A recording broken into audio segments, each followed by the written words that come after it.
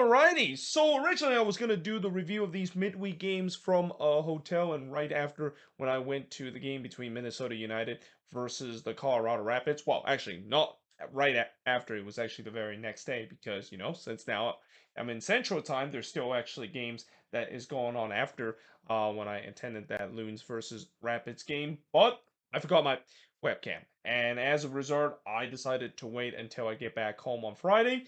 And here we are, Friday night, doing a review of these midweek games. I do apologize the fact that this is relatively late, but I'll just basically do a huge review looking at all 13 of these games. And also, by the time this video is uploaded, it's probably going to be Saturday, and we're already going to get ready for another match week and have the weekend's action. But nevertheless, let us actually begin because this is going to be a long video, and we don't want to go too much down the rabbit hole. But first, we start off with the first game, which is Atlanta United versus FC Cincinnati. And I want to congratulate FC Cincinnati on becoming the first team to clinch their playoff position. I mean, it was pretty clear that they're going to make it to the playoffs. And I think it's also pretty clear that they're probably going to win the Supporter Shield this year. I mean, unless they have a massive collapse in the last 8 game of the season, it seems like this team is going to win the Supporter Shield. Like, they're leading 10 points right now over St. Louis City, and now the question is that can they actually break the record for the most points in a regular season? I mean, it feels like every single season we have this discussion of whether they can break the all-time record. We said that about LAFC last season. They weren't able to do so, and now the question is going to be on FC Cincinnati. But what we did saw in this game is the fact that, Cincinnati, they kind of got off to a slow start in this one. It feels like Atlanta, they have been playing well and they kind of show in the first 30 minutes. But then Cincinnati realized that, yeah, there's a reason why they're the best team in the league right now. In the first half, Atlanta was on the front foot. They were looking for the opener, but the post denied Amada on the free kick. I swear, every free kick that Amada basically attempt from about 23 yards or so around that range, it always hits the post. I mean, forget about Messi basically scoring amazing free kick. I mean, Amada can do the same thing too. But that being said, in the 10th minute, Mosquera would score his first career MLS goal. This would also be a night where we see a lot of players scoring their first career MLS goal. And again, no surprise because, we just had the transfer window done in MLS not too long ago. So a lot of these new players that's been implementing this system have finally started to get the grounds running and started to score their first career MLS goal, and that was the case here for Edwin Mosquera scoring his first career MLS goal and give Atlanta a 1-0 lead. Yakumalkis then looked for another one, but he puts it wide before Silva, who puts it wide from close range. And again, up to this point, it was all Atlanta, but then this is when the script started to turn. In the 31st minute, Hazy would put it just high from close range before Acosta fires it just wide from close range. And you can see Cincinnati was starting to get back into this game. They started to make their present. They were looking for the equalizer. Barriel would blast it just high from close range, but we do head to halftime with Atlanta leading 1-0. Now in the second half, not much really happened in the first 15 minutes, though in the 60th minute, Guzan did deny Kubo from close range before he denied Vasquez, but it was actually recycled right back to Lucho Acosta, and he just puts that one high. But you can sense that the pressure was coming. Like Cincinnati, they were pressing for the equalizer, and they get it in the 75th minute. It's Lucho Acosta scoring from Junior Moreno to tie the game up at one apiece, and what a great goal that is from Acosta, but also a great 1-2 combination. I mean, Cincinnati, when they're hitting on all cylinder on the attack, they can play some of the prettiest soccer you could imagine. And it's not a surprise, consider they are the team that's leading the Supporter Shield. But in the 79th minute, Vasquez will miss it wide off of a diving header. As you know, Cincinnati, they were trying to be greedy. They were trying to get the comeback back win, and they want to clinch the playoff spot tonight. And they do in the 80th minute as Vasquez would takes the lead from Lucho Acosta to make it 2-1 in favor of FC Cincinnati. I can't believe this season I haven't said a lot about Vasquez and Acosta being in the combination a lot. I think in previous year that was kind of the dynamic duo that we see for FC Cincinnati, but definitely combined. And it only makes sense that they would be the one that combined to put FC Cincinnati back in the playoff position. And again, it's also a pretty calm celebration for Brandon Vasquez, knowing the fact that it is against his former team. I mean, I know he definitely, in the moment, really wants to celebrate, but then he realized, yeah, this is against Atlanta United. This is the team that even though they gave him away, he still is a guy that he's going to respect his former team, especially a team that gave him the first shot and brought him as a homegrown. Though in the 85th minute, Yakimakis did look to tie it, but he heads it wide from the corner. But in the end, Cincinnati, they hold on to get a come from behind win. 2-1 is the score. Shots in this one, 16 shots per the 9 that Atlanta has, 4 shots on goal for the 1 that Atlanta has, 6 shots off target for the 7 that Cincinnati has, 2 shots that was blocked for the 5 that Cincinnati has, and possession-wise, 59% possession compared to 41% possession that Cincinnati has in this game. So, yeah, like I said, Cincinnati, they clinch the playoff position. And, for Atlanta, I mean, they play well in the first 30 minutes, but then, yeah, they kind of just ran into a juggernaut that is Cincinnati, and maybe this is kind of a sign that maybe Atlanta, whereas they have played some fun soccer in some parts of this season, they're probably not going to be considered to be a contender this season in the East, which that's kind of disappointing if you're an Atlanta supporter because that's kind of the thing that this team is supposed to go for. But when you look at this team, I mean they definitely will have enough to make it to the playoffs, but they're kind of like near that second tier list of all those Eastern Conference teams battling for that MLS Cup spot, and all of them battling in the playoffs, and what should be a bloodbath for that to try to reach to MLS Cup. And I don't know if they have enough consider what we saw in this performance. With that being said, moving on in the next match is Charlotte and Orlando City. So Charlotte, they would feel like this was a big missed opportunity for them to tie with the Chicago Fire in that ninth position and get themselves another win at Bank of America Stadium. And as it is the case this season for Charlotte, they have dropped a lot of points when they are in a winning position and also so giving up late goals, and they did it again in this one against Orlando. So the first shot of the game did see the Jerry puts it high in the 12th minute before in the 17th minute, Bronico would miss it wide on the header as Charlotte was on the front foot. They were looking for the opener. Though Galese did rob Jones from a point-blank header in the 37th minute, and then the first shot for Orlando, see Enrique struck the post. So yeah, Orlando, they didn't really do much for the first 40 minutes, but they almost score against the run of play if it wasn't for the post. In fact, they did score in the 44th minute as McGuire puts it into the back of the net.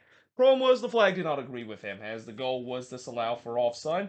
Orlando definitely has announced their presence. They are looking to try to get the opening goal, and then Kalina had to deny McGuire again in the front post in the second minute stoppage time. But we do head to halftime with the game scoreless between Charlotte and Orlando. Now in the second half, it's Ben Bender that puts the ball into the back net. But just like McGuire, the flag did not agree with him either on that moment as the goal was disallowed for offside. Torres then puts it just wide from long range before Kalina denied Angulo from close as Orlando definitely was on the front foot. They were looking to try to push for the opener, but a penalty was given to Charlotte after Schlegel brought down Capetti in the box. It was clearly a penalty, and Capetti, of course, wins the penalty. He was the one that takes the penalty, and he buries it. So that ties the game up at one apiece. I believe Swiderski was not available in this one. That's why Capetti takes the penalty. It's usually Swiderski the one that takes the penalty kick duty, but nevertheless, that gives the lead for Charlotte. They say that ties the game up at one apiece. That was kind of a little spoiler alert because in the 88th minute, Ojeda would ties the game up at one apiece, and this was a free kick where no one touched it. Like this was just one of those free kick where it goes for a dangerous area and kind of like a no man's land area if you're the defending team, and that yeah, no one touched it, and it goes into the back of the net. So yeah, that ties the game up at one apiece, and that would be the final score of this game. As the shots in this one, 9 shots for the 8 that Orlando has, 4 shots on goal for the 2 that Charlotte has, 5 shots off target for the 2 that Orlando has. Both team had 2 shots that was blocked in possession-wise, 60% possession compared to 44% possession that Orlando City has in this game. And overall, I think the draw would be fair because there wasn't really too much chances in this game. It wasn't really a very entertaining game, and part of that has to do with the fact that this game was playing in a bit of a rainstorm. But that being said, for Charlotte, this will be a bit disappointing, and not the first time we've seen this season where they looked like they were on their way to get all 3 points, and then they can see the late goal, and those points are going to come back to Charlotte, especially with the way that they are going to, if they want to have some hope to make it to the playoffs, they better hope they make it because if they miss out even just like 2 or 3 points as they are. I think they're like 2 points back of Chicago right now. If they don't make it, they'll definitely look at this game and the many games that we've seen before where they have dropped points late because of conceding late goals either at home and away as a reason why they didn't make it to the playoffs. But moving on in the next match, we got Miami versus Nashville, and for the first time in Lionel Messi era, Miami was scoreless because coming into this game, I don't believe Miami has ever held scoreless in the Lionel Messi era. Now, obviously, they have had draws before in the Leeds Cup, but obviously that those doesn't really matter because there has to be a winner in the Leeds Cup, and they of course counts that as a win. And if you look at that way, this would be the first time we've seen Inter Miami not get all free points and not get the win at the end of the day. And I think it's only fitting that the team that definitely made Miami drop points for the first time in Lionel Messi era is Nashville SC, a team that I know they didn't quite get their revenge in this game, but it was kind of like mission accomplished if you're Gary Smith, especially what the game plan was in this one. Now, in the first half, the first shot of the game did see Mir puts it high from close range before Bunbury would hit one right to counter. That came off of a turnover from Miami, and that's twice at that point that Miami turned the ball over in bad position, and they are very lucky they did not get burned in either of those chances because Nashville is the kings in terms of capitalizing on mistakes, and Miami very fortunate to not go 1-0 down early. But not much really happened, and that really kind of favored Nashville. You knew coming into this game, Gary Smith is going to try to go on that low block and trying to hit Miami on the counter attack and frustrates Messi and his company. And they did a good job in terms of it because Miami they weren't having any success in terms of going forward in the attack. In fact, for the first 25 minutes, they had no shots up to that point. And their first shot didn't came until the 34th minute, and it was Taylor, the one fires it high from long range before Pico puts it wide from close. And we do head to halftime scoreless between both of these teams. And again, this is the thing when you play against Inter Miami, it's always hard to try to contain them in terms of scoring. But if you can contain them at least in the beginning part, you have a shot in terms of winning, and that's what Nashville MO is coming into this game and was kind of the case in that Leeds Cup too. But that being said, in the second half, Mukhtar with fires it just high from close range. Just a reminder that they're not just going to park the bus; they're going to definitely look for opportunity too. But I thought once again, Nashville they were going with their MO in this one. They were putting the low block and not allowing any passing lanes for Miami to penetrate. Messi then hits it right to Panico on the free kick. Messi had a couple of great free kick opportunity, but all those attempts was a save from Panico, who, by the way, he's back in goal in this one. And if you're Joe Willis, it's gotta suck because Panico he has had such a great display in the Leeds Cup, and I think maybe that might give him the edge of kind of winning that number one spot. Although that's gonna be an interesting decision for Gary Smith, and maybe a good problem to have. Now you have two goalkeepers, and do you ride the hot hand in Panico, or do you decide to go back to your number one in Joe Willis? So in the 65th minute, Panico would deny Furries from close before counter would deny Schaffelberg from close range, and that came off of a transitional play. The game was really opening up, and this is where it does not favor Miami because Nashville, at times they do want to have the games open up. They want to hit you on the transition. And Mukhtar thought that he gave Nashville the lead, but unfortunately the goal was disallowed for offside, so we remain 0-0. Faris would then puts it high and wide from close range, and then Messi had a free kick shot that was blocked. That's probably the first time I've seen Messi had a free kick in his time with Miami that was actually off block. All his free kicks so far he's been taking has either been saved by the keeper or it goes into the back of the net. But in the 90th minute, this is where we get to a little bit of a controversy as there was no penalty given to Nashville after VAR deemed that Schaffelberg was in an offside position before Yetlin handballed it in the box. Well, I said a little controversial. It really isn't. It is the right call in the end. And speaking of controversy, we'll definitely get to some controversial call that happened in some of these midweek games too. But this one, I don't think it was one of them. I mean, it was pretty clear that Schaffelberg was in an offside position before Yetlin handballed it, and DeAndre Yetlin he left off the hook here because that definitely looked like it was a handball. But again, Schaffelberg was in an offside position before on the development of play, so that handball wouldn't have matter. Whatever happened after the offside from Schaffelberg doesn't really matter. So yeah, no penalty was given to Nashville, and then Messi looked to try to walk it off again in the 7 minute of stoppage time, but Panico had other ideas. He had other ideas in terms of robbing him in the front post again.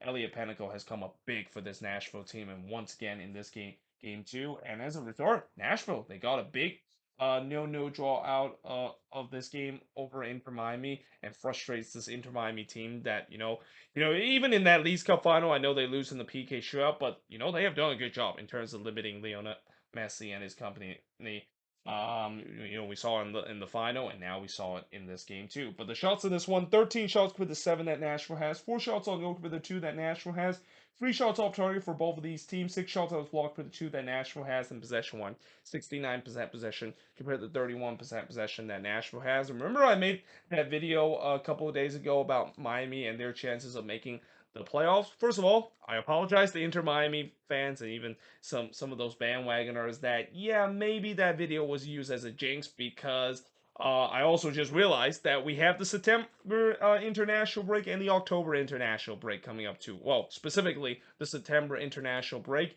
and this Inter Miami team is going to just.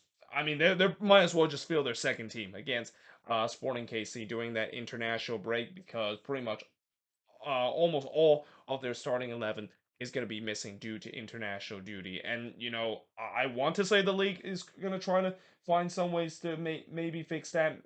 Obviously knowing Don Gabbard and really want Messi to be in the playoffs. Pretty sure he'll find a way to try and to make adjustment. But at the same time, when you look at the remaining part of the schedule, I mean, Miami is already slammed up in terms of schedule. They already have a fixture congestion to deal with. So I don't know how he's gonna find a way to push these Inter Miami games back even later. I mean, they can't put it back even into the October international break because you basically find the same issue as it would be in the September international break. So yeah, I didn't really factor into that, and I probably should have factored that in because yeah, it feels like now it may be too much of a hill to climb for this team, especially. I mean, I know this team has been able to score a goal in the last game without Messi in there, but still, when Messi hasn't played for this team, which hasn't happened ever since he arrived with Inter Miami, it is still to be determined could they actually win a game, and especially with them missing pretty much their entire team. They're basically going to go back to the same team before this transformation that they had during the summer transfer window, and that team is the only reason why this Inter Miami team is basically chasing to make it to the playoffs. And again, I think because of that, maybe the bridge is a little bit too far for this Inter Miami team to make it to the playoffs. But they won't complain because I mean they still have a chance to win another trophy, and I guarantee you that if you ask any team, do they want to win a trophy compared to making it to the playoffs? I mean, making it to the playoffs is nice and all, but winning trophy also is important. Consider there's only a limited amount of that. I mean, just as Red Bulls fan, how that feel, or even Minnesota fans of how they would trade of missing the playoffs maybe 1 or 2 seasons if they can actually win a trophy already in their club. Well, for the Red Bulls, they already have one trophies, but it was the sport ratio, and it's been a while since they have last won a trophy. That being said, moving on into the last game on this board, but the first of 4 boards that I'm gonna do because I'm gonna have 4 boards for these 13 games I'm gonna look at. But in the next one, we got the New England Revolution and the Red Bulls, and yeah, the Revs. In pretty much the post Georgie Petrovic era and maybe the post Bruce Arena era because we still do not know what's going on with the whole Bruce Arena situation. They continue to win. They got a 1-0 win in this one against the Red Bulls, and now all of a sudden they found themselves in the second position in the Eastern Conference, which is kind of a miracle if you consider all the off-field distraction and all the injuries that this Revs team has dealt. Somehow, in some way, they found themselves second in the East. Now, in the first half, really in the first 15 minutes, if you didn't watch the first 15 minutes, it's okay. You didn't really miss much. But the first shot of the game did see Cornell denied heel from long range before Maroni did hit one right to Cornell. Then the post with denied Polster from close range, and the Revs were ramping up the pressure. They were looking to try to get the opening goal, and they do. In the 30th minute, it's Veroni scoring from Mark Anthony Kaye to give the Revs a 1-0 lead. Yearwood looked to try to respond, but he puts it high from close. And then Lucchinias would hits one right to Edwards Juniors, and it was a good response for the Red Bulls. You know, they looked to try to get an equalizer late in the first half, but we do head to halftime with the Revs leading 1-0. In the second half, Cornell was able to deny Harks in the near post before Veroni hits one right to Cornell, as I thought New England looking to try and put this game away, getting that second goal. And then we have some tempers flare that was going on. We got some pushing and shoving from both of these teams. Just a reminder that, you know, both of these teams, they do not like each other. I mean, I remember back in the 2012 or the 2013 when both of these teams were really good, and how when they meet the playoffs, it always tends to be a very feisty kind of affair, and that this matchup is just as intense as the Atlantic Cup that we've seen from the Red Bulls and DC United. But we definitely saw some of that in this game with some feistiness that was happening. Though in the 80th minute, Gonzalez would heads it wide from close range before Noah Buck would hit one on the volley right to Cornell. And, you know, despite the fact that the Red Bulls didn't have a lot of chances up to this point, you just wonder, you know, the longer this stays at 1-0, the more concerned you got to be if you're a Revs fan, because, you know, the inability to kill the game off, is that going to come back to haunt them? We've seen it happen before so many times this season.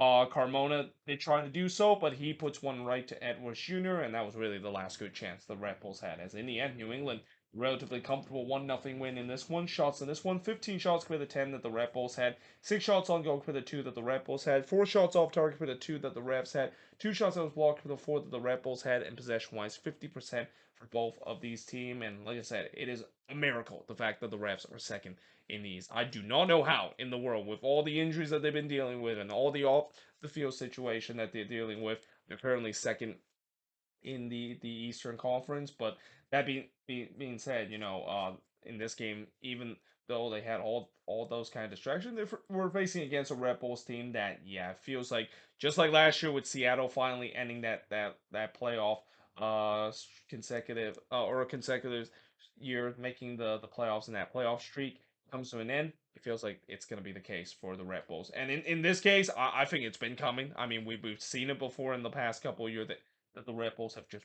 barely made it to the playoffs, but this season it feels like it's the final straw, and it kind of also doesn't help the fact that it is the final straw mainly because they can't score goals. I mean, the well has run dry for this New York Red Bulls team in the last couple of games. That being said, I am now going to switch boards and look at the next 4 games as part of this mega review that I'm doing, looking at all these midweek games from match week number 29. So while the Red Bulls look like their playoff streak is going to come to an end, their inner city rival NYCFC is trying to make sure that their playoff streak doesn't come to an end, and their playoff hope might be still alive in this one after a big 2-0 win against Montreal to snap a relatively long skid that they've been going through. Now, in the first half, the first shot of the game did see Baccarat puts it high from close range, though not much really happened in this one, too. Shots were only 1-0 through 15 minutes. The first shot of the game did see Montreal, or actually the first shot of the game for Montreal did see Lappanainen struck the post. So yeah, that's now 2 games I've talked about where a team had their first shot off the game that hits the post, and I'm pretty sure the opposition is probably very fortunate that is the case. Though in the 24th minute, Kufre did put it onto the roof of the net on the free kick before Opoku puts it wide from close range. I thought the game started lining up. I mean, after there was clearly a feeling out period for both of these teams, both of them were getting some good chances, looking for the opening goal, and it should be no one's surprise that the opening goal did came in the 29th minute. Though what is a surprise is that the opening goal is scored by Andre Jason. He just did a wonderful solo run and just kind of tucked it in to the bottom left corner. I mean, I didn't know he has that in his arsenal, but he scored here from Crufe to give NYCFC a 1-0 lead, and 8 minutes later, it was 2-0 in favor of NYCFC as Mounir Brakare scored his first career MLS goal from Risa to make it 2-0 in favor of NYCFC. That's got to feel good for Brakare, and especially for NYCFC fan, because he's supposed to be the heir of Tati Castellanos, and they're really hoping he can hit the ground running, and it seems like he has now, finally getting his first career MLS goal. Though Vicen did look for a response from Montreal, but he puts that one wide, and we do head to halftime with NYCFC leading 2-0 in the second half. Siwas had to deny Morales after just a WTF turnover from Montreal. So yeah, if you're Montreal, already 2-0 down on the road, you definitely do not want to commit a WTF turnover and just kind of put this game out of reach. Lassiter would then puts one right to Freeze before Freeze would deny Shrinier in the 65th minute. I thought Montreal started to control this game. They were looking to press one back, and if you're NYCFC, I mean, yeah, I mean, you don't want to kind of put your foot off the gas too soon because, even though you're leading 2-0 in this game, as the old saying goes, it is the most dangerous lead, and if Montreal gets one back, things could get interesting. Though, in the 69th minute, it looked like it was 3-0 in favor of NYCFC. Morales puts it into the back of net. Problem was, the flag did not agree with him, as the goal was disallowed for offside. In the 73rd minute, Duke would hit one right to Freeze before Rodriguez would put it on the wrong side of the netting. And, NYCFC, they know that they want to get this third goal to really put the icing on the cake and just kind of put this game out of reach. Fernandez tried to do so in the 88th minute, but he was denied by Siwas in the near post, and then he was denied by Siwas again in the 4th minute of stoppage time, this time from close range. But in the end, NYCFC got a much-needed 2-0 win against Montreal, as the shots of this one, 13 shots were both of these teams, 5 shots on goal for the 3 that Montreal has, 8 shots off target for the 5 that NYCFC had, 3 shots that was blocked for the 2 that Montreal has, and possession-wise, 52% possession compared to it should be 48% possession, because that doesn't add up to 99 when I write 57% possession, or add up to 100%. That adds up to 99% possession. That is, but yeah, in the end, like I said, NYCFC, they needed this one badly. I mean, yes, they still have a ways to climb to try to get themselves back into playoff contention. This is definitely a good start, getting a win in this one against Montreal. And for Montreal, yeah, the struggle against NYCFC continue. I mean, this team, it feels like it's a bogey team for Montreal, whether they play them at home or on the road. Can't figure out NYCFC. Though that being said, Montreal has been relatively poor this season on the road. So I guess if you're Montreal fans, I mean, you're not a bit surprised the fact that this team wasn't able to capitalize their big win that they had at home in the last game, that is. But that being said, moving on into the next game, and this is probably the surprise of the year. I mean, you know, I don't think anybody saw this one coming with Toronto getting the win against the Philadelphia Union, especially the fact that the Union looked like they have found their stride and started to get hot at the right time. But I think this is also a game that is just a quick reminder to everybody that in MLS, anybody can beat anybody on any given match day. And if you are a team that is heavily favored coming into the match and you don't respect your opposition or you take them lightly, then yeah, this could happen. And TFC, obviously after the announcement of John Herman being their new head coach after he left the Canadian national team, you just kind of had a sense that they had that new coaching boost in this one, because they definitely played like the old TFC. And also I would say that there are definitely some players that they're definitely fighting for their jobs for the remaining of the season. We know this team is going to go through a really big transformation during this off season, and there's going to be certain players on that roster that I can guarantee they're not going to be part of that roster next season. But some of those players are making sure that's not the case, and they're still fighting hard to trying to win their jobs for next season. Well, early on in the 3rd minute, Bedoya would head it wide from the corner before Wagner would head it high from the corner as well. And early on, it looked like it was routine. I mean, you kind of expected that the Union were on the front foot. It was a matter of time before they get the opening goal, but instead, it's Toronto the one that gets the opening goal. It's Insigne scoring from DeAndre Kerr to make it 1-0 in favor of Toronto. Both Insigne and Bernadeschi has definitely started to live up to expectation again the last couple of games. And this not it frustrates TFC fans, because where have this been for the whole season? And also the fact that now it just makes it even more complicated of whether or not indeed they're going to get rid of both of those guys. I mean, I still feel like at the end of the day they're probably going to get rid of both of these guys, because if they're going to go through a complete rebuild, which I think they're going to do, they're going to drop a nuke on this team and continue to start from scratch. I don't think Insigne and Bernadeschi is going to be part of the plan. But that being said, they still enjoy him scoring some wonderful goal there, though that probably shouldn't have happened if it didn't came off of a terrible turnover from the Union. I mean, that Union backline was not their self in this game. Though in the 37th minute, Blake did deny Petrata from close, and I thought this was probably the best set that Toronto has had throughout the season. They have not had a lot of spell of plays that they have looked good, but they have looked well up to this point. And again, a lot of that thanks to John Herman with that new head coach boost, or at least I think that was the case, because in the 44th minute, I might have spoke too soon.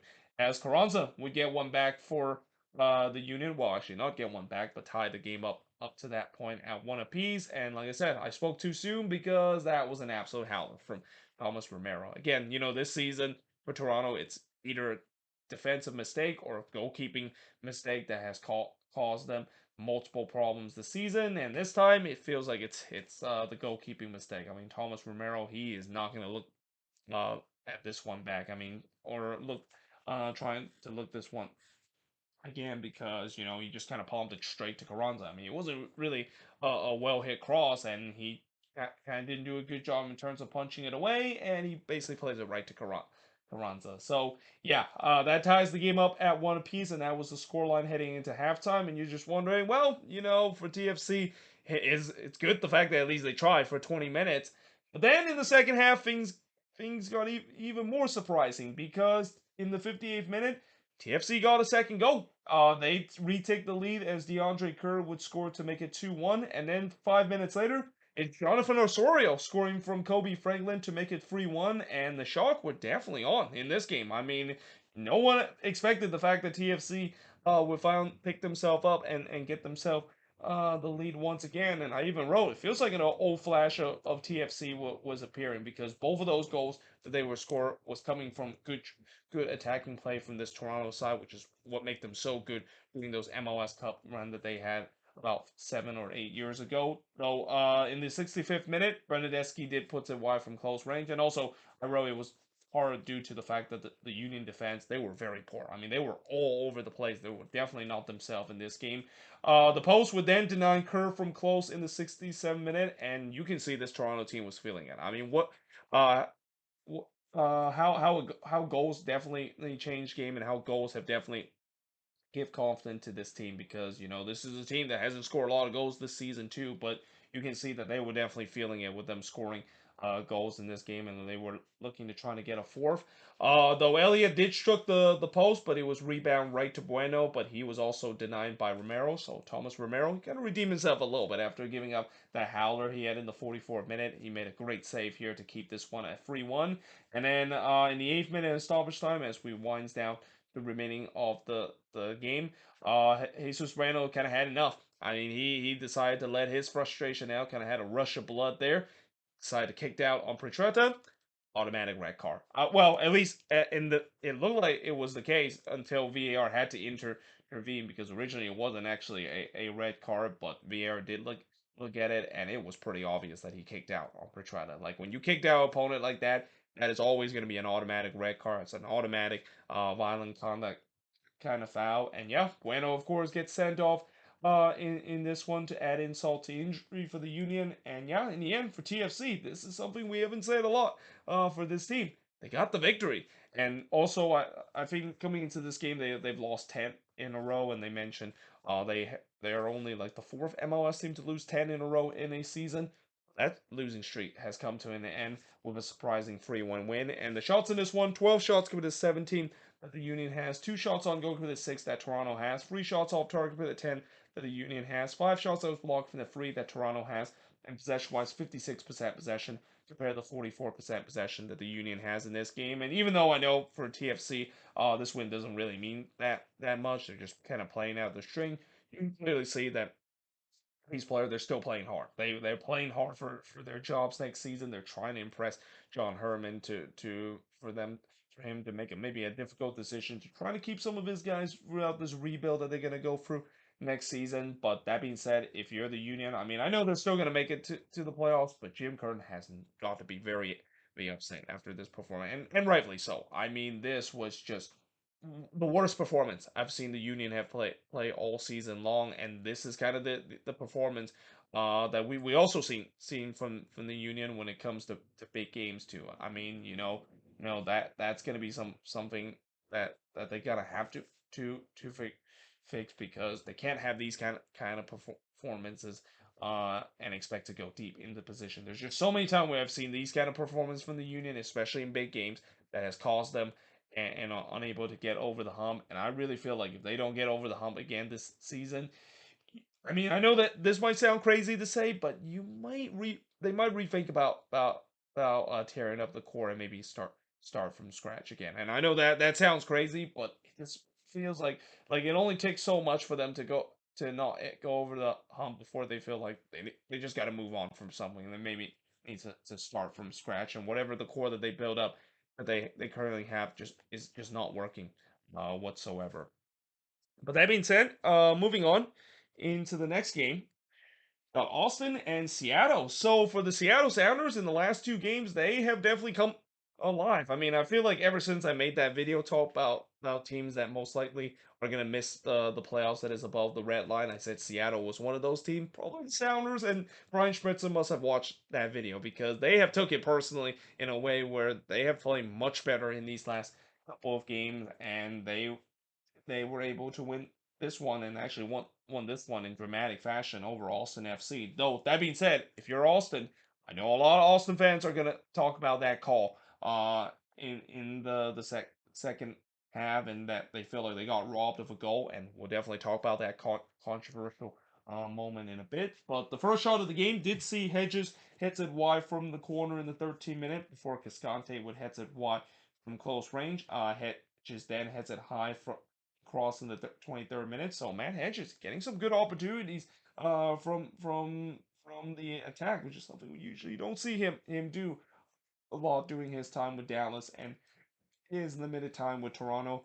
But there was no doubt that Austin was on the front foot. They were looking to try to get the opening goal, though Chu did nick the left side of the post in the 27th minute. I believe this is also the first shot for Seattle, which again, I think that's the third game we've seen a team that have their first shot of the game and the post denied them of the opening goal. Though Ladero did puts it just wide from long range as Seattle, they started to woke up. And by the way, Ladero, this looked like vintage Ladero in this game. I mean, lately I think there's been a lot of discussion of is this it for Ladero? Is this his last ride alongside with Rui Diaz? Because for Seattle, you can definitely sense that the end is near in terms of this core that they currently have. But in this game, at least, Ladero is just reminds Seattle fans that he's not done yet. He's trying to go out on a bang. Though that being said, in the 33rd minute, Fry did deny Rodriguez, but it did fall right to Rigoni, and his shot was denied by Fry again. And I think that shot kind of sums up Rigoni's season because that was a big missed opportunity for Rigoni. I mean, Fry, he didn't really do a good job palming that one away. It falls right to Rigoni kindly on an empty net, and yeah, he just didn't make any contact. Well, he did make some contact, but he didn't really put it very. He didn't hit it very well, and that just kind of sums up Rigoni's season. It's been a rough season for Emmanuel for Rigoni, and have now really considered to be a huge bust for this Austin team. But in the 38th minute, Stewart would then deny Morris in the near post. But we do head to halftime scoreless between both of these teams. We don't stay scoreless for long in the second half, as Jordan Morris, this time he would be on target from Ladero to make it 1-0 in favor of Seattle. It was one of those set piece delivery that was delivered beautifully from Nico Ladero. Again, just a reminder that he still has it, but also at the same time some dismal defending from Austin on the set piece. Like, just they got completely fell asleep. They allowed Morris to get behind them. Yeah, that's not gonna go so well, and that gives the Sounder a 1-0 lead. Though in the 56th minute, this is where the controversy began, and this is where Austin fans are very upset after this game because they feel like Fry, he did rob Rigoni from point blank range. Or did he? Because it definitely looked like at least according to Austin fans, they've said that they have seen some footage on the angle that looked like that ball did cross the line.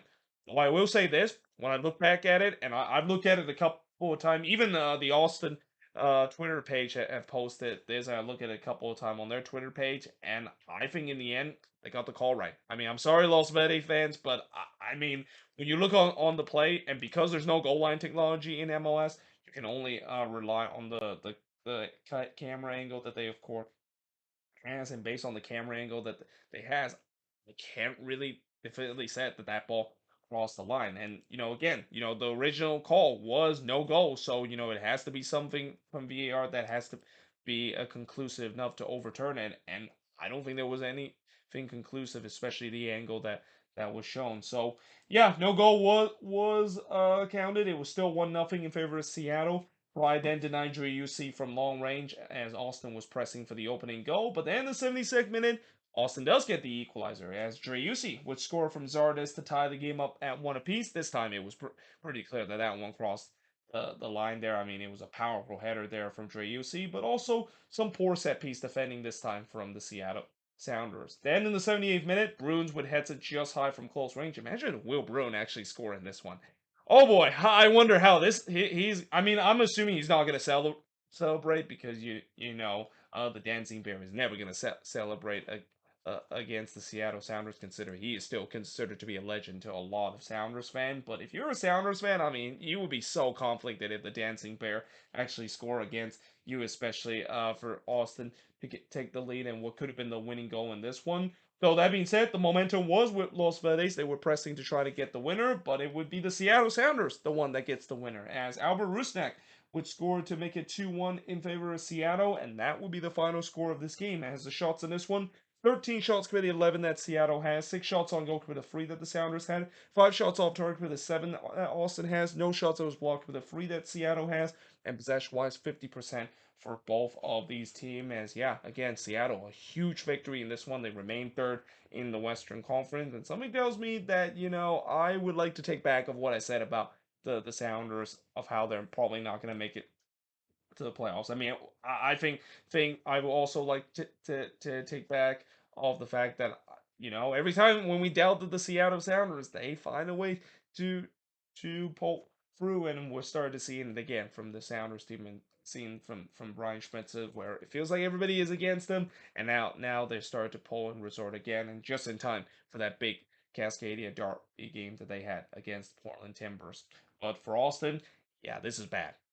This is this has been a free fall ever since the Leeds Cup, and honestly that Leeds Cup embarrassment, I mean I won't be surprised that might be enough to eliminate Austin FC in terms of this season, because they have not found any kind of winning mentality ever since that embarrassment that they have in the Leeds Cup, and that can happen because after such a disappointing performance that they had in the Leeds Cup, this of course does happen, and now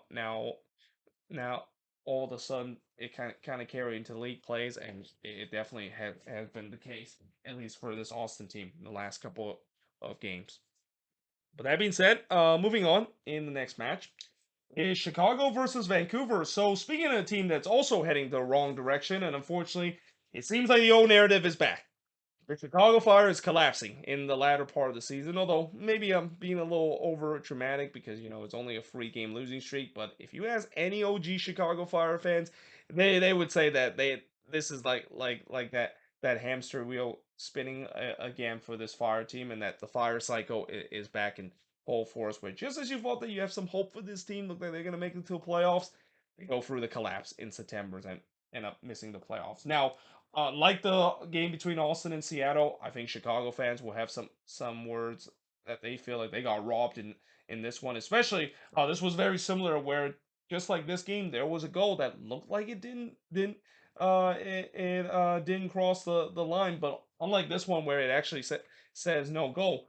This one it actually said that there was a goal that was given. Though early on, I would like to say that it was kind of a throwback night in Chicago. Like we saw some football lines and the Chicago Bears logo clearly visible in the center circle. Again, that's kind of the thing that unfortunately the Chicago Fire is going to have to deal with, especially when the NFL season began and the Bears, of course, playing at Soldier Field at least. For now, they're going to have that issue, and the grounds crew and they're trying their best in terms of erasing the football lines, but it was pretty clear that they didn't try hard enough, and you can clearly see that. And again, just kind of brings that MLS 1.0 vibes and bring that early 2000 and even the late 90s kind of vibes. That was kind of the issue that a lot of MLS team had to deal with day in and day out. So that being said, in the 10th minute, Takaoka would deny Kamara as he was in on goal. Takaoka was huge for Vancouver in this one, making some big save.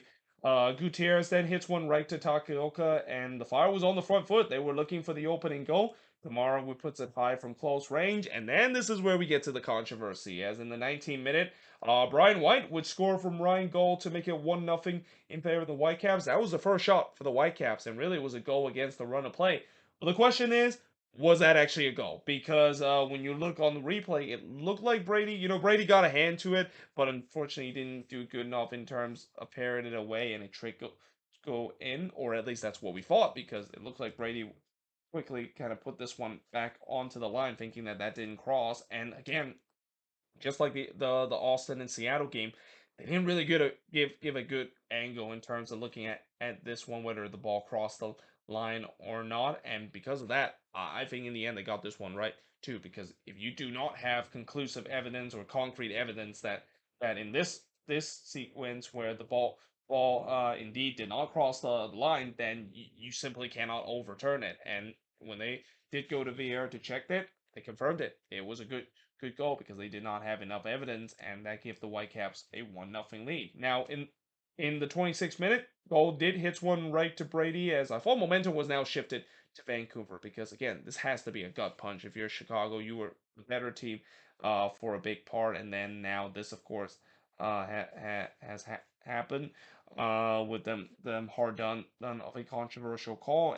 But in the 27th minute, goal would hit another one right to Brady before he also went around the keeper and an empty net to shoot, but he kind of went a little bit too wide there and he lost his angle. Those he's still trying to hit it to the empty net, but struck the post there. And then Brady had to deny White on the doorstep of the goal. And again, it just feels like here we go again for the Chicago Fire. Just as a bad moment has happened to them, and they just kind of self-destruct. And I think they were very lucky the fact that it was still only 1-0 heading into halftime, and that kind of was key for the Fire because in the second half, I'm pretty sure Frank Copas must have said something to this team because they started to play much better in the second half. Gutierrez would put it high from close range before Doumbia would had a shot that was deflected and actually struck both the top and left of the post. So one of those double posts kind of moment there. But there was no doubt the Fire was pushing for the equalizer again. They were on the front foot. They were looking to tie the game up. Shaqiri would then puts it high from close range before Gutierrez would puts it high from the free kick. Berhalter then puts it high on the free kick as well as Vancouver. Again, they seems like they at least kind of survived the pressure a little bit because in the first 15 minutes or so it was all fire. They were putting wave after wave of pressure against this Whitecaps team, but it looks like they kind of survived, did at least up to this point, though Shaqiri did hits one straight to Takoka in the 77th minute before Kamara would hits it right to Takoka. By the way, coming into this game, Kamara, I think he would, if he would have scored another goal, he would have tied Landon Donovan in terms of being the second of MLS all-time record, and it would have been first if it wasn't for a guy called Chris Wondolowski, basically overtake that lead back in 2019 to become the goal king of MLS. But there's no doubt that I think Kamara is going to break Donovan's records, though there's still question whether or not if he has enough tank in terms of trying to reach Wando record for the all-time goal scoring list in MLS history.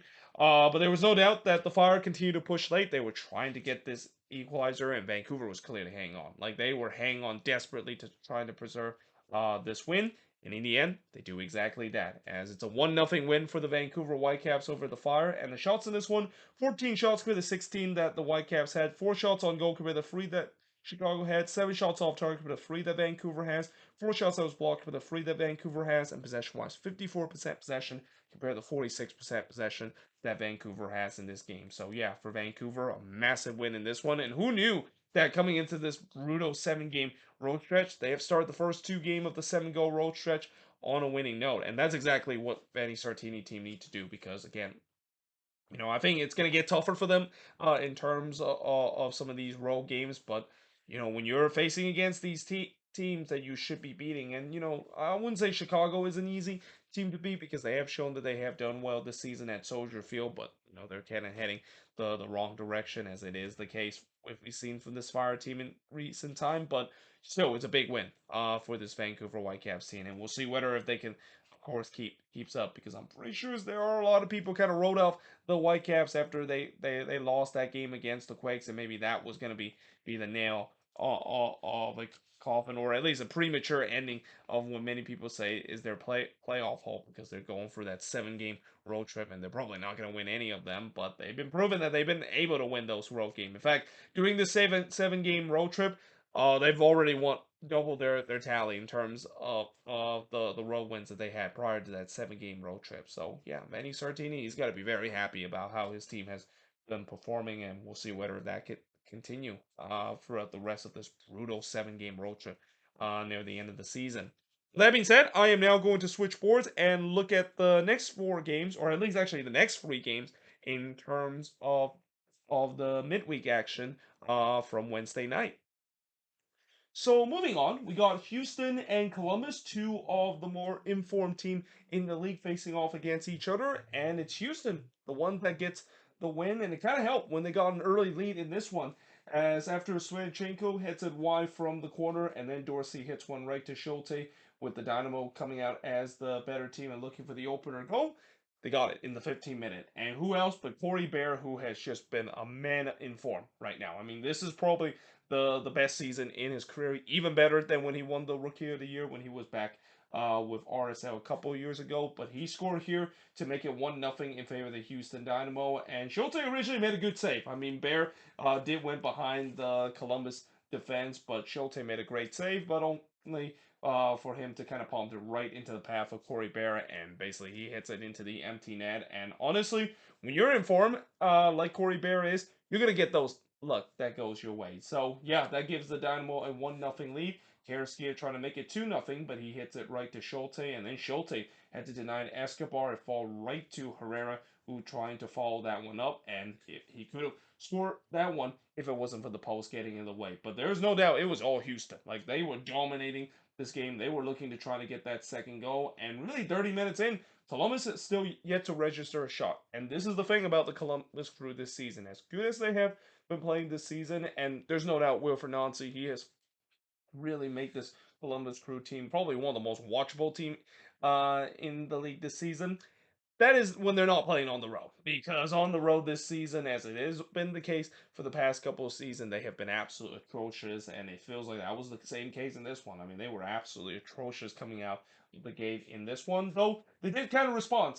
In the second minute of stoppage time, Russell Rowe puts it high from a tight angle, and that was really Columbus' first shot. So they didn't have their first shot until stoppage time, but they make sure that they had a couple more after that, as in the fourth minute stoppage time, Clark had to deny Arvston in the near post, and really Columbus have woken up in this stoppage time. And after Houston being so comfortable in the first half, all of a sudden, out of nowhere, they were under siege because Columbus had another opportunity in the 7 minute stoppage time as Cucho would hit it wide from the corner. And yeah, I mean, the Crew, they came oh so close of getting the equalizer, despite the fact that they were second best for the first 45 minutes. I mean, that's the good thing about soccer and MLS, where you could be so dominant in the first half, and then if things kind of the momentum swing, and it definitely swing for Columbus in stoppage time, it could have easily changed. But we do head to halftime with Houston leading 1-0, and in the second half, despite the fact that not much happened in the beginning of the second half, which I thought it favored Houston,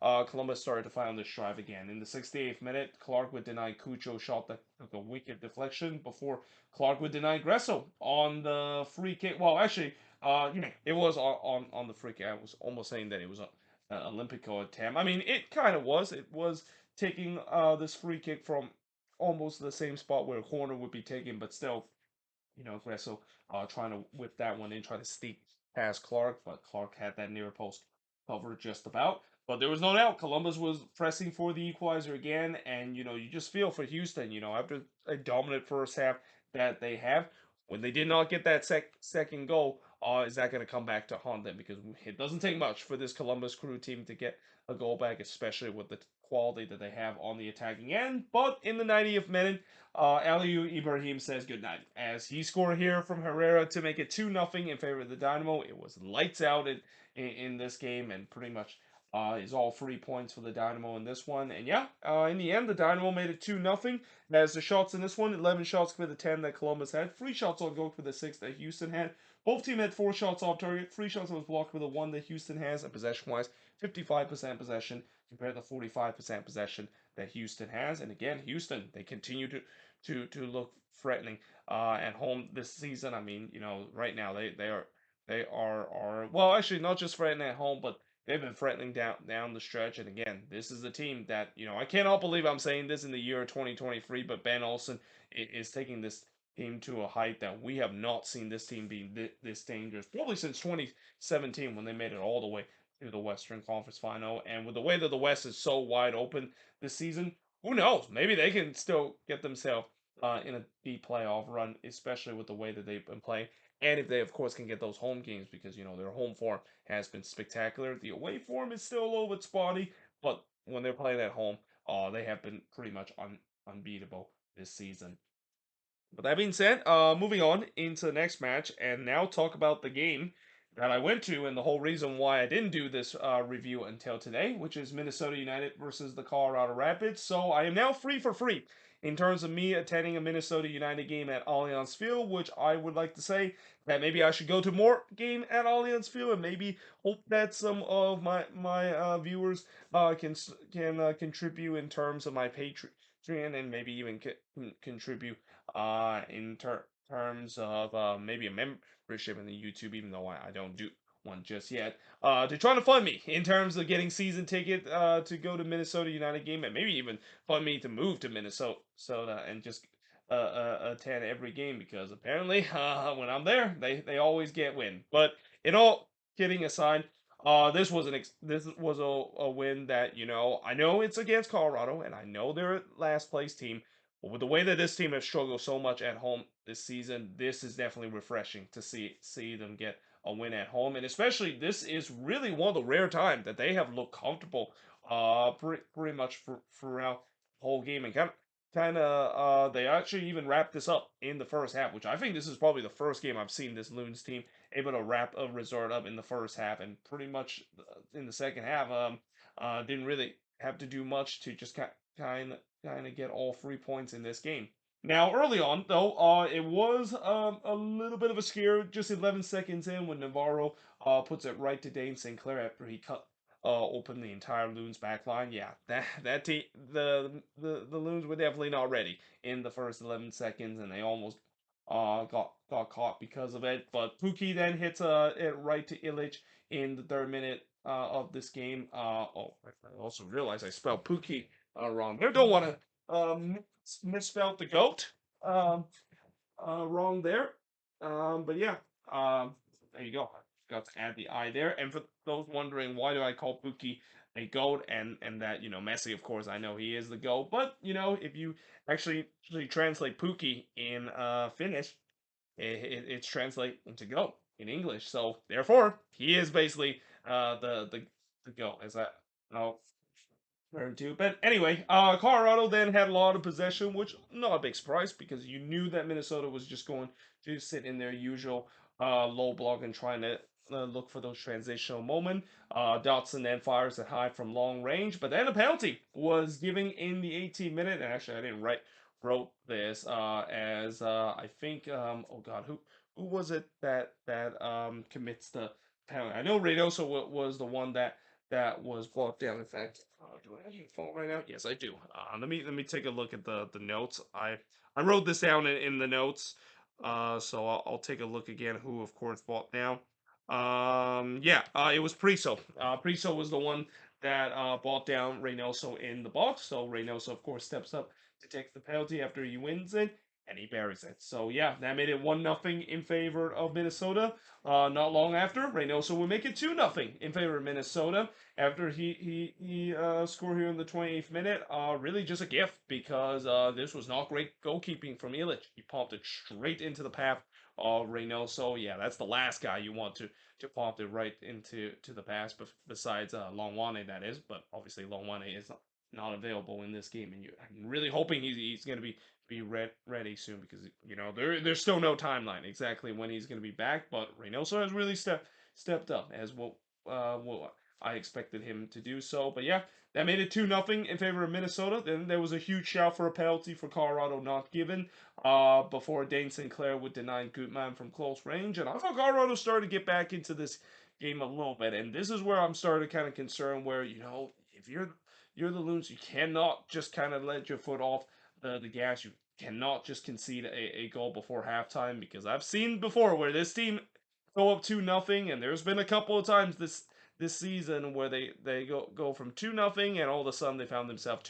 2-2, or in the game against the Chicago Fire, They were 2-0 up, only to lose 3-2 in that game. There was a shout for a penalty this time for Minnesota that was not given, but then in the 43rd minute, Minnesota would make it 3-0, and it's Teemu Pukki to go. He scored from Ishmael Tajiri-Shradi to make it 3-0 in favor of Minnesota. It's safe to say that Ishmael Tajiri-Shradi should be a regular starter for this team. I mean, you can see what he has brought to the table to this team, and that I never understand why exactly they start him off the bench. He's been a big impact to this Loons team, and this is not a big surprise too, because I thought doing his days with NYCFC, Tajiri Shradi is a very underrated attacker, and that he could have been one of the best attackers in MLS if it wasn't for injury concern. He's been battling with a lot of injuries throughout his career, but yeah, here it shows when he is healthy, he's definitely going to be a great player, which kind of reminds me of a certain guy from Columbus that is named Kevin Molino.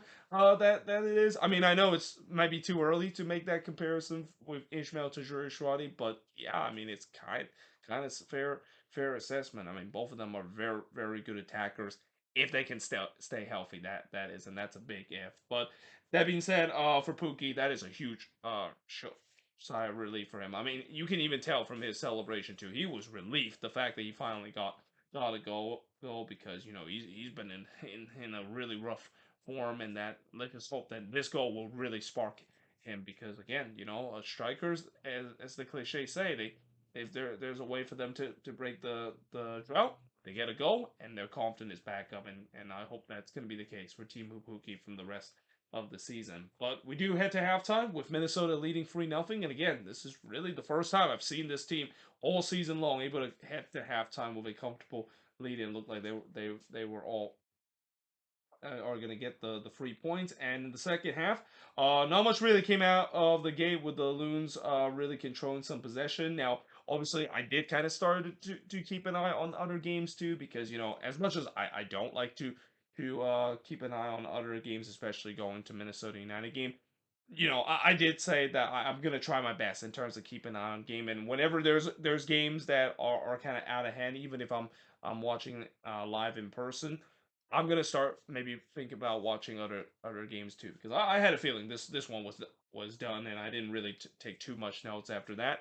Acosta would then hits one right to Dane Sinclair before Reynoso did go for a hat trick, and he came close to it. I mean, he hit this one very well on the volley, just wide there.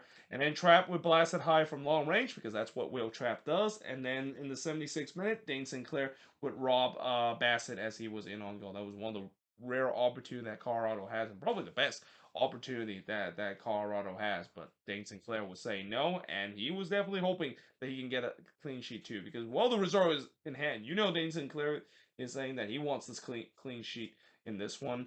Dotson then puts it high from close range before Bombito would puts it wide from close. And then in the 90th minute, Will Trapp actually put one on target, which I think that is considered to be a goal for Will Trapp. Because every time when Will Trapp steps up to take a shot, it's like, yep, get ready for those that is about 20 rows behind, because you're probably going to get hit by a soccer ball. But this time he actually put that one on target, and Illich has to make a save in terms of that. But ultimately, a very comfortable win for Minnesota. A big win too. They're now back above the red line, jump all the way up to seventh place. But in terms of shots in this one, 14 shots compared to the 12 that Colorado has, 7 shots on goal compared to the 5 that Colorado has. Both teams had 5 shots off target. Both teams had 2 shots that was blocked, but possession-wise, 55% possession compared to 45% possession that Colorado has. And again, I know it's Colorado, and I know their season is pretty much done. They're just playing out the strain, but this is going to be a confident boost for this Loons team, because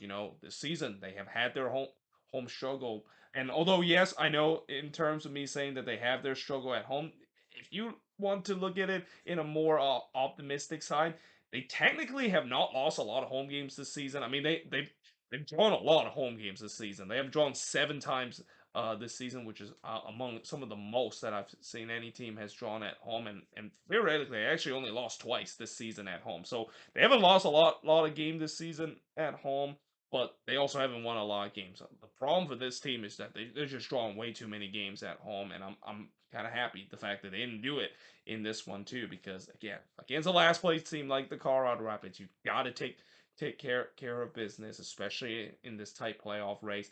And that's exactly what Minnesota did. And now it's going to be interesting to see how they're going to do, because in the next game, it's the Blues, not Derby. And honestly, I mean, for me, I don't even know who I really want to win that game. Who I really want to root for. Though that being said, maybe after in terms of this match week, I maybe have a good idea who I really want to root for when I do go to that game tomorrow between Minnesota and the San Jose Earthquakes. So moving on, in the next game is St. Louis and FC Dallas, and you know what? I got to give Dallas at least some credit in this game, because when they were down 10 men for pretty much 78 minutes in this game, they hold their firm against the best team in the Western Conference. But unfortunately, once St. Louis finally got that breakthrough, you knew who was going to win this one, and the dam kind of broke after Dallas was holding on for so long. Though it kind of made it a little bit interesting late in this game. Though that being said, as I said before, the reason why I said Dallas was down a man for so long is because of the 12th minute, Martin Pass we get a straight red after there was just some miscommunication there between Tafari and Pass. I mean, Tafari kind of let that one go, but he didn't realize that there was also a St. Louis attacker nearby, and Pass was also there. So a little bit of miscommunication. Pass went down to try to kick it out, but instead he handballed it. So yeah, when you're a goalkeeper and you handball and you're outside your box, that's an automatic red card. So yeah, Paz was out of this game. Jimmy Maurer had to come in, and Jimenez basically is the player to be sacrificed because of that. Leuven had a long range effort that goes to Jimmy Maurer. So yeah, the first test for Maurer, and he definitely passed it. I mean, I expect Maurer to step up in this game relatively well, because he was for a while the starting goalkeeper for this Dallas team, and I think he is definitely considered one of the best backup goalkeeper in the league. Though that being said, in the first 10 minutes, I thought Dallas kind of hold their ground. They defended relatively well despite being down a man.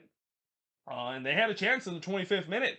Berkey would rob Obrian as he was in on goal there. So again, this is the thing we've seen this season, where despite the fact that when a team goes down to 10 men, doesn't mean it's a lost cause for them. And we have seen more times or not this season where the 10 men actually has been able to nick a goal or two, and that maybe that a lot of that has to play with the team that has a man advantage. They thought that they have easily won this game and maybe let down their guard a little bit on the defensive side, and that was kind of the case when we saw that chances from Orion and St. Louis kind of let their guards down in terms of the defensive part. So that being said, in the 35th minute, or in the 29th minute that is, Maurer would deny Jackson from long range before Leuven would puts it high and wide from long range. And St. Louis again, they're capitalizing on this man advantage with a couple of chances, but most of these chances were low percentage shot, which is exactly what Dallas needs to do to prevent St. Louis of getting the opening goal. So we do head to halftime, scoreless between both of these teams. In the second half, Vasilev would puts it high from long range before Maurer would deny Leuven on a one hopper. It started to look relatively comfortable, or I would also say that it still looked relatively comfortable for Dallas, as they were defending really well, even though they were a man down. I wrote a man up. I don't know why I wrote that there. But in the 68th minute, Jackson would hit one just wide on the volley. Before there was a no second yellow card on Iramid after VAR deemed that there was a mistaken identity, as it was actually Obrian the one that foul, or Obrian the one that commits the foul there on for Vincent instead of Aramandi, and it was the right call. I mean, it was a mistaken identity. That's what VAR sometimes is used for. So Dallas prevent going nine men or playing with just 9 men in this game, but that doesn't matter, because in the 82nd minute, the dam finally broke. It's Marek Makanic finally scoring his first career MLS goal. I think he's been really lining up ever since he has joined St. Louis from Colorado, and he was rewarded by that of scoring the first career MLS goal in his career to give a 1-0 lead for St. Louis. Not long after, Ferguson would score his first career MLS goal from Leuven to make it 2-0 in favor of St. Louis. Oltrek then trying to make it 3, but he puts that one high. But there was no doubt the floodgates has blown open. Like, this St. Louis team, they finally got the gold. It feels like it's raining down down with them scoring another one in relatively quick. And then Ostrak was in on goal.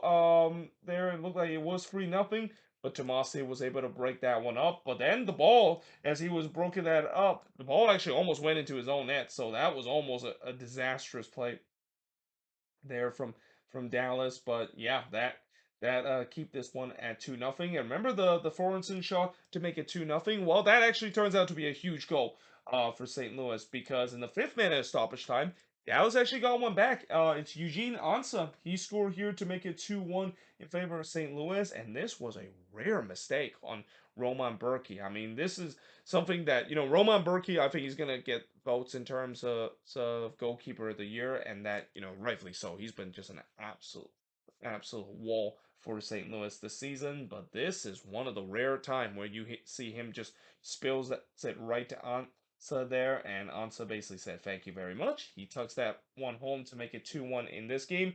Unfortunately for Dallas, that was kind of a little too late because there was only 5 minutes of stoppage time. That was more of a consolation goal, but still, for Dallas, give credit to them. They fought hard in this game despite being down a man in this one, but ultimately they do take the loss in this one. 2-1 was the win for St. Louis. Shots in this one, 22 shots compared to 5 that Dallas had.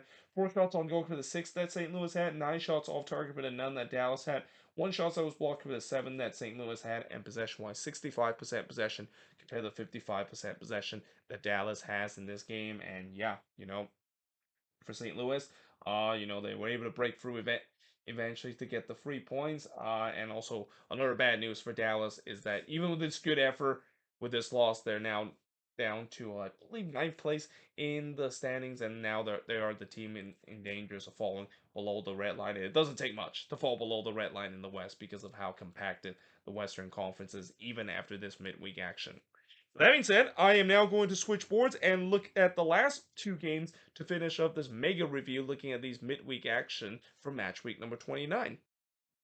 So moving on, in the next match is the desperation derby between the Portland Timbers and RSL, and it's the Timbers that won the desperation derby and got a much needed win in this one against RSL, and it kind of helped when they got an early goal in this one too, as in the 12th minute, Santiago Moreno would score from Mosquera to make it 1-0 in favor of the Timbers. There was a lot of ball watching there from those RSL defenders, and doing this bad skit that RSL has had, it's not only the fact that the goals have started to run dry on this RSL team, but the defending has been just abysmal for this Real Salt Lake team. And here's the same case here.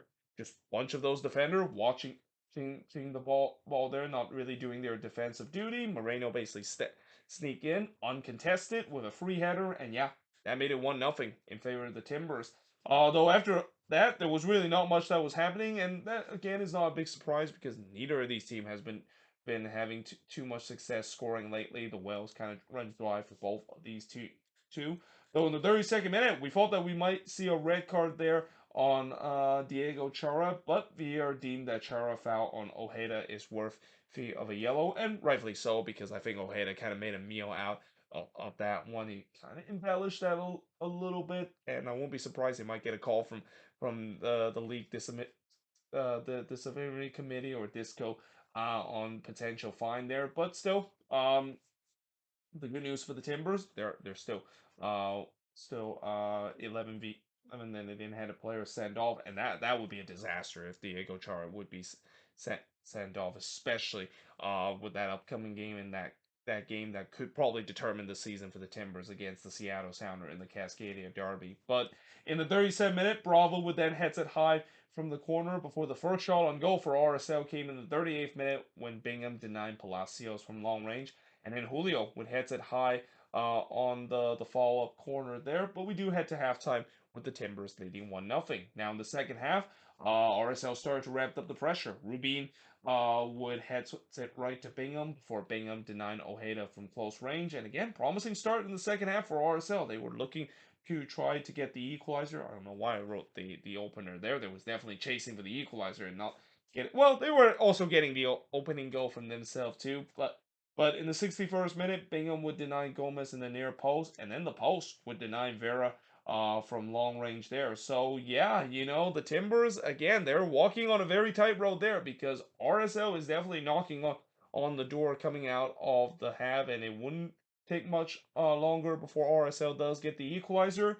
But to everybody's surprise, it's actually the Timbers that gets the next goal. As in the 63rd minute, Felipe Mora would score from Moreno to make it 2-0 in favor of Timbers. So Santiago Moreno, good night for him getting a goal and an assist in this one. But really, that was just completely against the run of play. Like up to this point, it was all RSL coming out of the second half in an absolute gut punch. But to give RSL credit, they did make things interesting in the 83rd minute when Chico Arango would score from Vera to make it 2-1 in favor of the Timbers. That was kind of like a hockey play, where in hockey sometimes there's a player kind of trying to tip that puck in. Well, here Arango basically tipped Vera a shot. Now, obviously, we don't see a lot of that happen in soccer compared to what we see in hockey, is because if you do that in soccer and you basically get yourself in an offside position trying to redirect that, then yeah, that's not a good look, and your teammate is probably not going to be happy because of that. But that being said, Rongo was in an onside position there when he redirect that shot, and yeah, nothing Bingham could have done in terms of that, and yeah, that made it interesting, and you can definitely sense that there was some anxiety inside Providence Park. There was anxiety from those Timbers fans. They know they've seen this story before where they have dropped points and giving up late goals, but thankfully for them, this was not the night to do so, as in the end, the Timbers hold on to win 2-1 in this one. Shots in this one, 14 shots for the 7 that the Timbers had, 2 shots on goal for the 5 that RSL had, 6 shots off target for the 2 that the Timbers had. Both teams had 3 shots that was blocked in possession-wise. 56% or 57? 56, 47 possession compared to the 53% possession that RSL had. I mean, I'm really tired right now. If you haven't heard me, I just got back from Minnesota on a 4-hour flight, and I basically did the board right after when I got home. But yeah, in the end, the Timbers, they got that big win, and now, like I said, next week that is probably going to be the game that determined their season. Or actually, not even next week, but tomorrow is going to be the game that determined their season. In that game against the Seattle Sounders, if they win that, they could be back in the fold. But if they lose that, that would be a devastating loss, and maybe no coming back for this Timbers team that maybe still have a fringe playoff home and still trying to get to the playoffs, despite the fact that they just recently fired Giovanni Savarese. With that being said, moving on into the last game on this board, and finally getting to the 13th game, because like I said, despite doing a mega review that I originally planned it, I also realized that I'm going to be very exhausted by the time I get to this point. And again, I just came off of a plane from Minnesota not long ago, so yeah, I'm kind of doing double work in terms of getting into talking about this final game and doing this mega review. And again, if you're still watching this, thank you for all your support. But also, if you just, of course, decided to skip to this point via the timestamp, then that's also okay, because you wanted me to talk about the Cali Clasico between the San Jose Earthquakes and the LA Galaxy. And I also would like to say that just because the Cali Clasico isn't as what it used to be, doesn't mean it doesn't provide some good games. I mean, these last couple of Cali Clasico has provided some really entertaining game, and this one was no difference. Though, in a Quakes perspective, yeah, this is definitely not a great resort, and this is where I started to fear again for this Quakes team. Where I mentioned this before, it's usually around this time of the season when they get a crucial stretch, and this is kind of a make or break season for them if they want to make it to the playoffs. And more times or not, it's break when they get to that the end of this stretch, and it feels like they're heading toward that point again with them getting this 3-2 loss and suffering only their second loss this season at home. And it also doesn't help the fact that they came out of this Cal Clasico flat, because after Daniel denying Costa in the near post, I thought the Galaxy was on the front foot. Like, they had all the possession, they were dictating the play, and it was just very frustrating to see the Quakes coming out flat for a big game like this. Especially the Galaxy is definitely one of the teams that is looking to trying to catch the Quakes and catch all these teams that is around them in terms of getting to the playoffs. So this is a big game game for both of these teams too. And as a result of the Galaxy being on the front foot, they were rewarded with getting the opening goal of this game as Tyler Boyd has scored from Raheem Edwards to make it 1-0 in favor of the Galaxy. I mean, Tyler Boyd has a knack in terms of scoring amazing goals in big games, and this was another one of them. I mean, just a great solo run from Boyd to bend that one past Danielle, but also yeah, I think this is there. You know, a lot of Quakes fans question why exactly is Jonathan Menza been kept on the bench and he's been kind of put in the doghouse of Luchi Gonzalez. Well, I think we now know the answer because yeah, this was just terrible defending there from Menza. I mean, boy, absolutely done him like a silhouette, and that I have a feeling after this game, and especially of how some of the goals that the Quakes conceded was because of Jonathan Menza's mistake. We probably won't see him for a while for this Quakes team. But yeah, that made it 1-0 in favor of the Galaxy. Costa then puts it high on the free kick as the Galaxy continue to dominate in this game. But then the 29th minute, Caligari would score an own goal there. Originally, they gave the goal to Espinoza after Espinoza's shot took a wicked deflection, but they said that that shot wasn't on target, so it took a deflection off of Caligari. So as a result, Caligari, of course, gets credit of the own goal. But nevertheless, that was kind of against the run of play because up to that point, the Galaxy was the better team, and that was really the first chance that the Quakes has had. So you know what the Quakes did? They made it 2-1 just 2 minutes later as Ibobasi would score for the first time in 8 games from Montero to make it 2-1 in favor of the Quakes. And again, in the blink of an eye, the Quakes have really turned this game upside down. Like, I mean, I was kind of surprised of how the Quakes have turned this game around despite being so flat coming out of this Cali Clasico. But I was also surprised how the Galaxy defense just completely imploded in the last 2 minutes. Or should I say, not surprised at all, because that's kind of how it is for the Galaxy at time in terms of the defense. I mean, no matter who they bring in, and I know they bring in a new defender in Yoshida there, but it just feels like it's the same old for the Galaxy. They've just been very poor defensively. Cal then looked for a third, but he missed high there, and then Puig puts it high on the free kick before Jackson Yu would miss wide from close range, and we do head to halftime with the Quakes somehow leading 2-1 against the Galaxy. But that lead quickly disintegrate in the second half because in the 50th minute, Ricky Puig would score from Cerello to tie the game up at 2 apiece, and once again, it was a great goal that was scored from the Galaxy, and this time from Ricky Puig, but poor closing down. I mean, we saw this was a problem in the last game against Sporting KC where they did not close down on Johnny Russell's shot, and that one went to the back of the net. This is the same story too. And you might think about trying to close down against probably the guy that is one of the best long range shot in Ricky Puig because he can definitely hit it from long range like that. And yeah, I guess the Quakes didn't get that memo, and they were punished because of that, and the game was all tied up at 2 apiece. Cal did try to look for the response, but he missed wide there, and then Espinoza would hit it right to Bono in the 57th minute, as I thought maybe the Quakes are starting to regain that momentum to get that third goal.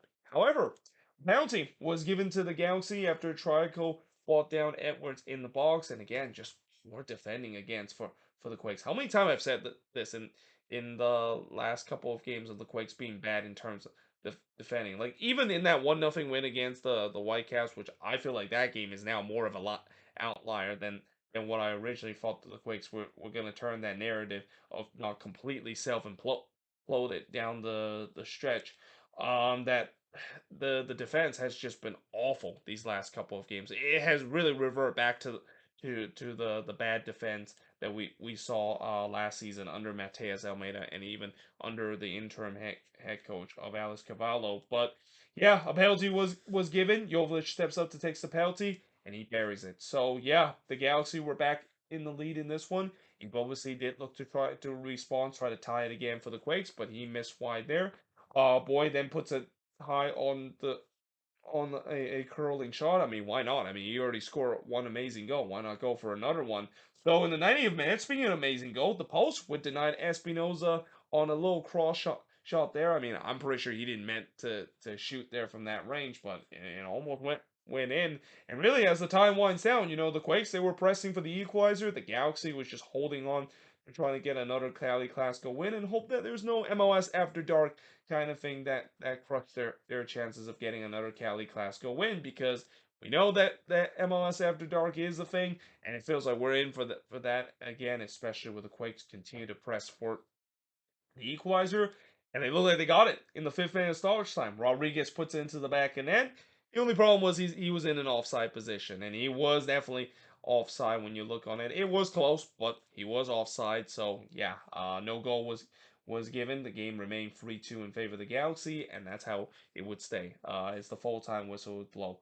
A big win for the Galaxy in terms of their hope to make it to the playoffs, and or at least for them back in the playoff conversation. But again, for the Quakes, I've seen this story before, and I'm not going to be surprised that if this team is going to go through a bad run down the stretch. And again, as I said in the last game, you know, as much as I know this team was not, I did not predict that this team to make it to playoffs, and I still think they're maybe a year ahead of their schedule of potentially competing for the playoffs. It still will consider be very disappointing if they finish outside the playoff position, because it's kind of the same story we've seen before, where they made a good run, they looked like they were in position to make it to the playoffs, and then they just self imploded doing the crucial stretch, and we're seeing it again this season too. And I'm just hoping it's I mean, I'm hoping it's not the case. I'm hoping they prove me wrong, but it's not looking so good now, even with that lucky win that they had against the Whitecaps, of how bad they've been playing in these last couple of games. But the shots in this one: 16 shots for the 12 that the Galaxy had, 5 shots on goal for the 4 that the Quakes had, 9 shots off target for the 4 that the Galaxy had. Both teams had 3 shots that was blocked, and possession-wise, 56% possession compared to the 44% possession that the Quakes has in this game. And we're done. Finally done in terms of the mega review. I can finally go to sleep, and well, actually upload this video first on YouTube and then finally go to sleep. But yeah, hope you guys enjoyed this video. If you do, make sure you leave a like, smash the subscribe button. Let me know in the comments below, what do you think of this video. And yeah, hope you guys enjoy this video. If you do, make sure you guys leave a like, smash the subscribe button, and yeah, I of course will see you guys next time.